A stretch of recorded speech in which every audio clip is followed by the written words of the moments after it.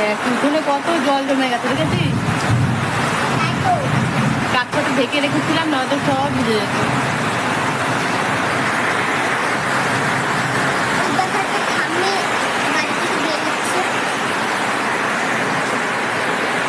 আমাদের মিঠুটা ওই গাছের পেছনে, ফুল গাছের পেছনে দড়িতে ঝোলানো আছে। আর দেখো কত জল জমেছে। বাড়িতে যা মাটি ছিল, ছাই সব ধুয়ে চলে গেল। আর রাস্তায় দেখো পুরো কালো হয়ে গেছে, ওই বস্তা ছাইগুলো দেখো।